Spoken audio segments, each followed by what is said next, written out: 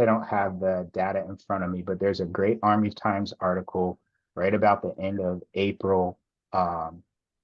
Was right after the H2F summit at up at CIMT TRADOC, but it talked about the impact of resource units versus like non-resourced units, and there was significant initial ROIs, 58% decrease in injury, 33% increase in sense of belonging in the unit.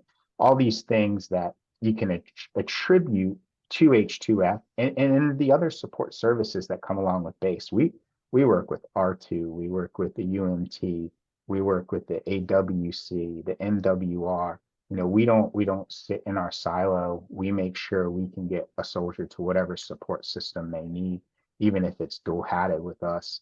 But you know, CIMT TRADOC, to answer the question, has 16 metrics that they collect through passive systems of record, and that is the official stance on ROI. Anything from ACFT scores to reenlistment. So it's a host of different varied factors to kind of cover this holistic approach. What we've started doing in the units, both the TRADOC units that are resourced and the FORSCOM units that are resourced, we said, what matters to us? What are we doing? How are we making an impact?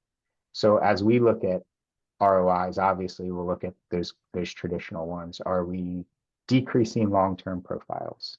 It's all right if short-term profiles go up, but are decreasing long-term? Do we have less medical boards?